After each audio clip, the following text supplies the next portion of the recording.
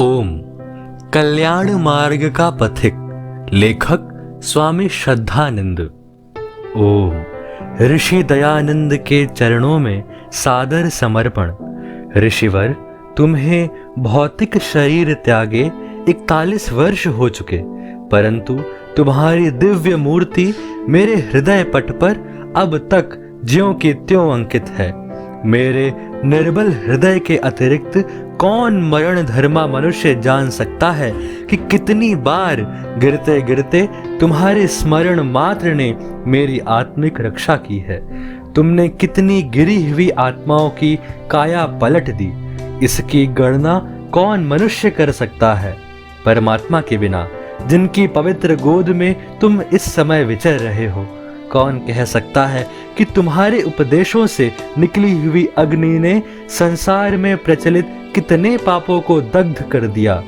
परंतु अपने विषय में मैं कह सकता हूँ कि तुम्हारे सहवास ने मुझे कैसे गिरी हुई अवस्था से उठाकर सच्चे लाभ करने के योग्य बनाया। मैं क्या था, इसे इस कहानी में मैंने छिपाया नहीं। मैं क्या बन गया और अब क्या हूँ, वह सब तुम्हारी कृपा का ही परिणाम है। इसलिए इससे बढ़कर मेरे पास तुम्हारी जन्म शताब्दी पर और कोई भेंट नहीं हो सकती कि तुम्हारा दिया आत्मिक जीवन तुम्हें ही अर्पण करूं। तुम वाणी द्वारा प्रचार करने वाले तत्ववेत्ता ही न थे, परंतु जिन सच्चाइयों का तुम संसार में प्रचार करना चाहते थे, उनको क्रिया में लाकर सिद्ध कर देना भी तुम्हारा ही काम था। भगवान कृष्ण की तरह तुम्हारे लिए भी तीनों लोकों में कोई कर्तव्य शेष नहीं रह गया था, परंतु तुमने मानव संसार को सीधा मार्ग दिखलाने के लिए कर्म की उपेक्षा नहीं की। भगवन, मैं तुम्हारा ऋणी हूँ, उस ऋण से मुक्त होना चाहता हूँ। इसलिए जिस परम पिता की असीम गोद में तुम परमानंद का अनुभव कर रहे हो, उसी से प्रार्थना करता हूं कि मुझे तुम्हारा सच्चा शिष्य बनने की शक्ति प्रदान करे। विनीत श्रद्धानंद।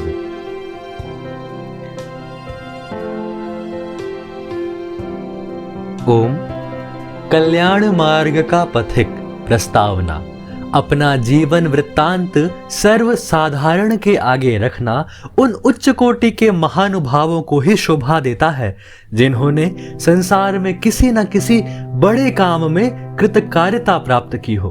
फिर उत्तम प्रकाशक भी उन्हीं की जीवनी मुद्रित करना उचित समझते हैं, जिन्होंने कोई अपूर्व कार्य किया हो, चाहे उस काम से संसार की उन्नति हुई हो या पहले से भी बढ़कर संसार रसातल को चला गया हो।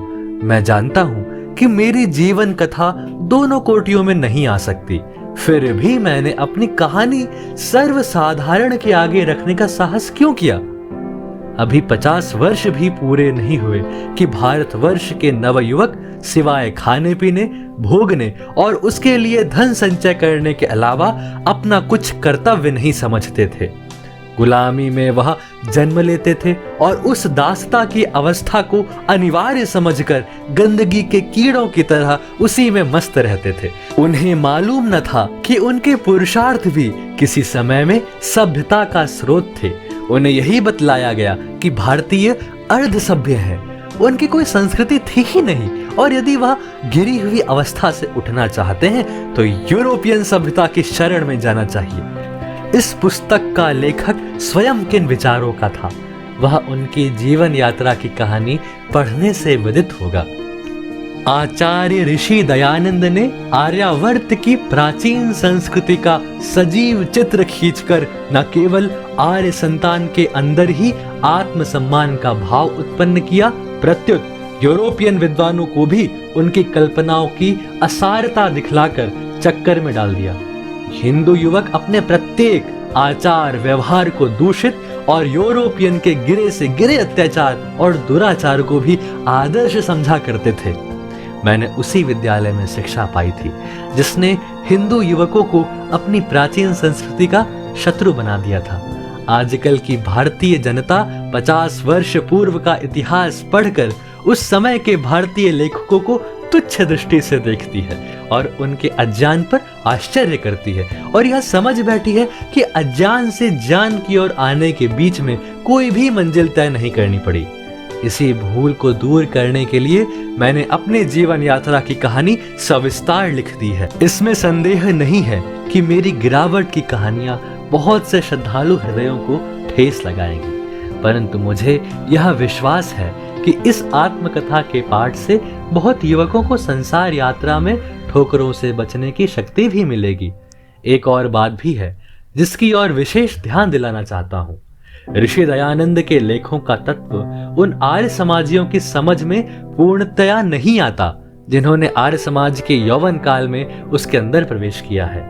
अपनी निर्माण की हुई पाठ विधि में आचार्य दयानंद ने सर्व भाषा ग्रंथ त्याज्य लिखे हैं।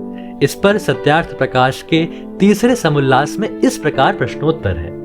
प्रश्न, क्या इन ग्रंथों में कुछ भी सत्य नहीं है?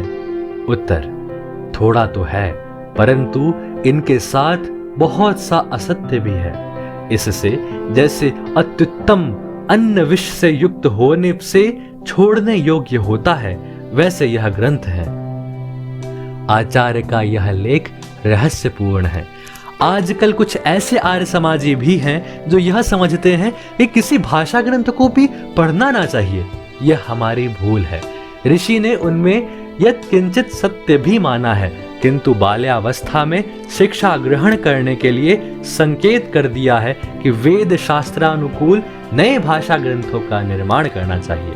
परंतु जिस प्रकार गृहस्थों के लिए आचार्य ने आज्ञा दी है कि सत्य का मंडन और असत्य मत का खंडन सीखकर सदाचार पूर्वक विदेश में जाने से हानि नहीं, उसी प्रकार गुरुकुलों तथा राष्ट्रीय विद्यालय में भी शिक्षा समाप्त करने के पीछे पुराने भाषा कवियों के ग्रंथ पढ़ने से लाभ ही होगा।